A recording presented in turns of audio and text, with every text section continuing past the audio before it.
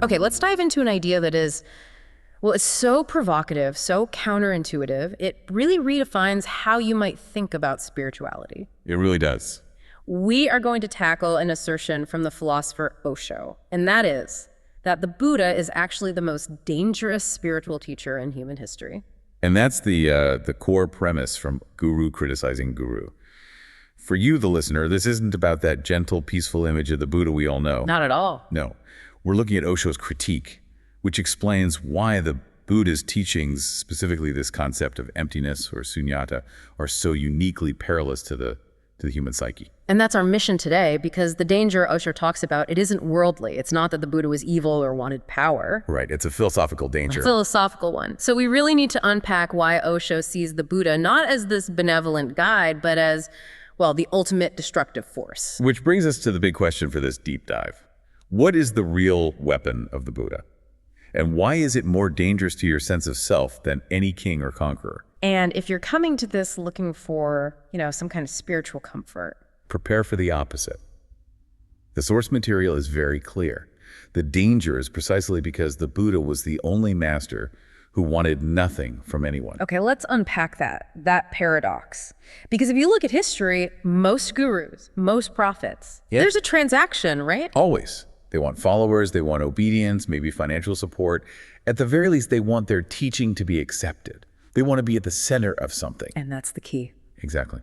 And a person who wants power, who wants to dominate you, they only ever take some things from you. Right. If you want my money, you take my money. My time, you take my time. But you're still there. You are still the self that was taken from. But the Buddha, according to Osho, he reached a state of desirelessness so profound, he couldn't even desire for you to be better. And that's the distinction that makes the danger, as the source calls it, cosmic. Because if he wants nothing from you, he can take everything. He doesn't come for the things you have. He comes for the owner. He comes for the center. Think about it psychologically. We go to a spiritual teacher, we bring all our baggage, our beliefs, our ego, our questions. Sure. Other teachers, they might take your baggage and just replace it with their own, better baggage. New duties, new laws, new ideas about love. The Buddha doesn't even touch the baggage. He takes the person carrying it. He removes the person carrying the baggage. So he's not taking my thoughts or my possessions. He's taking the thinker, the owner. What does Osho mean when he says this annihilates the psychological center? It means the entire framework you use to see the world just, it collapses. We all operate from an observer, that persistent feeling of, I am listening to this. I remember yesterday, I'm planning for tomorrow. That continuous self? Yes. And the Buddha's whole teaching is designed to destroy that observer. And once the observer is gone, everything it observed goes with it. Everything. All your concepts, your attachments, your morals, everything you defined yourself by. Yeah. It just loses its anchor and disappears. It's a total internal implosion. That sounds less like spiritual guidance and more like, a controlled detonation. That's a good way to put it. And this is where it gets really fascinating, because we usually think of spiritual masters as helping us improve ourselves. Jesus talked about love, Krishna about duty. Moses about law, Mahavira about discipline. They all gave you tools to become a better self. But the Buddha, he talked about sunyata, emptiness. And emptiness. And that word gets so watered down today. Following Osho's analysis, what does it actually mean here, and why is it so lethal to the ego? Lethal is exactly the right word. In this context, emptiness isn't some peaceful, relaxing void. It's a void where there is absolutely nothing to cling to. Nothing at all. No love, no fixed truth, no duty, no belief, and this is the critical part. No enduring self, no ego to experience any of it. Osho calls it poison for the ego. No other major prophet just said point blank, your self does not exist. That's a massive difference. If I want to be a loving person, Jesus gives me a method. If I want to be disciplined, Mahavira gives me a method. If my goal is to become nothing, the Buddha seems to offer a path of, self-destruction. Precisely. Other teachers help you become a better version of who you think you are. The Buddha comes for you to just disappear. And he does it by dismantling the very scaffolding we build our identities on. Okay, let's walk through those demolitions, because they cut right to the core of what we instinctively seek. The source says humans crave hope. And the Buddha called hope the ego's joke. Why is hope the enemy here? Because hope is all about a future that's better than the present. which implies your present self is insufficient. It's a trick the ego uses to keep itself going into the next moment, to postpone actually facing reality. By taking away hope, he forces you into the now. Right into the uncomfortable, immediate reality of what is. And what about certainty? We all want a core essence, a soul, something fixed to rely on. And he cuts that root completely with his teaching of anatta, or non-self. He says there is no core essence. The self is just a temporary collection of processes, like a river, not a stone. A river, not a stone. I like that. And we look for an afterlife, right? A continuation of that self. Of course. He says you only look for the next life because you haven't understood this one, meaning you haven't understood that there is no permanent self to continue. But doesn't that just lead to nihilism, to apathy? If there's no self, no hope, who is even left to care about enlightenment, why do anything? And that is the exact question Osho gets at. That's the danger. See, nihilism is when the thinker is still there, grieving the loss of meaning. The Buddha's path destroys the thinker itself. I see. When the belief in I is gone, what's left isn't apathy. It's spontaneous awareness, action without an actor. The synthesis is really hard to swallow. The Buddha doesn't help the self.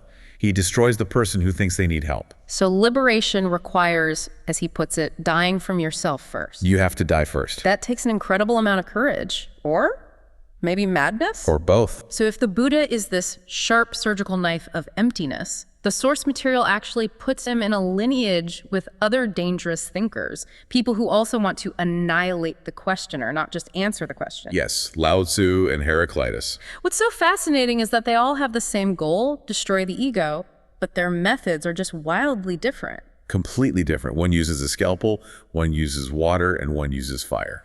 Okay, so the Buddha, as we've said, he's the sharp surgeon. Precise, direct, using the cold logic of sunyata to cut out the psychological center. Correct. The path of instant, sharp realization. Then you have Lao Tzu from the Taoist tradition. He seems so gentle, but his method is just as deadly to the ego. Osho calls him the gentle drowning, or a bamboo knife. A bamboo knife. How is gentleness deadly? Lao Tzu destroys the ego by destroying the very language we use to define it. You try to name the Tao, you fail. You try to define yourself, I am a father, I am smart, I am successful. The Taoist views that those are all just arbitrary boxes. Limiting reality. Exactly. By pulling everything back to the nameless, Lao Tzu just lets the ego sink silently into this state of unity where the idea of a separate self loses all meaning. It's soft, but it's fatal to individual identity. There's no ground left to stand on. And then there's the third one in this trinity, Heraclitus, the Greek philosopher. He's called the knife of fire. This feels like the most jarring comparison, a Western philosopher with Eastern mystics. It is, but it makes perfect sense. Heraclitus attacks the stability of the universe itself. His famous teaching is, everything flows. You can't step into the same river twice. Which is a direct assault on our need for continuity. Absolutely. We rely on the idea that the me who woke up this morning is the same me talking right now. And will be the same one who goes to sleep tonight. And Heraclitus just destroys that. If everything is in constant flux, if your mind, your body are literally different from one moment to the next, then where is the stable, continuous I? It's gone. There's no thread for it to hold on to. The self is destroyed by the perpetual flowing fire of change. So you have three methods. The Buddha's emptiness, Lao Tzu's namelessness, and Heraclitus' flux. They weren't trying to teach ethics. They wanted to make you awake. And that awakening is the highest danger to your internal identity. It is. They destroy what we cling to most, the idea of I. And that's why, Osho argues, society always tries to neutralize people who bring this message. Because they don't just destroy your beliefs, they destroy you, the ego. Which leads perfectly to the final major critique. If the Buddhist teaching is so destructive, so focused on disappearance, then why do we have Buddhism? Why are there temples and statues and scriptures, all things that seem to offer safety? This is where Osho's critique becomes very personal for anyone who considers themselves spiritual. He says people were terrified of the true teaching. They feared the void. They couldn't handle it. Couldn't handle the absolute groundless reality. So almost immediately after he died, they rushed to build the religion. The statues, the scriptures, it was a massive psychological effort to frame and contain the uncontainable. An act of spiritual self-defense almost. Taking the fire of his realization and encasing it in something safe. That's it, exactly. They desperately wanted Buddhism because they couldn't handle the pure emptiness of the Buddha. The analogy Osho uses is unforgettable. The Buddha is the fire. The religion is the ashes. Wow. The fire's dangerous, it's alive, it transforms, the ashes are safe, they're manageable, and they're cold. Buddhism, in this view, is the ashes people collect because the fire burned too bright. And it becomes the very thing he taught against, a new form of clinging. Right. And so the ultimate, most subtle trap, then, is trying to be a Buddhist. Because that just creates a new ego. The most dangerous one. The spiritual ego. It's subtle, it's refined, and it hides under the cloak of virtue. True understanding, according to this critique, is realizing no one is anything. If you truly love the Buddha's truth, you have to reject his religion.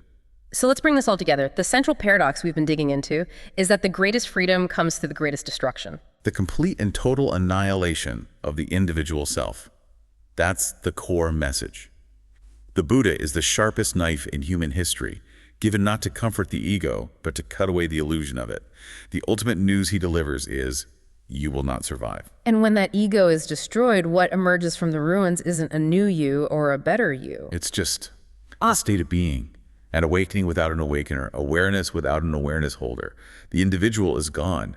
Only existence remains. Just silence. A silence without a silent person there to perceive it. Which leads us to our final provocative thought for you to explore. If you still feel that the Buddha or these ideas are a threat, Osho suggests it simply means you're not yet ready to meet the Buddha. You're not yet ready to lose the self you're clinging to. The final thought is this. The true destructive force isn't the guru. It's the truth that's already inside you. The guru just holds up the mirror.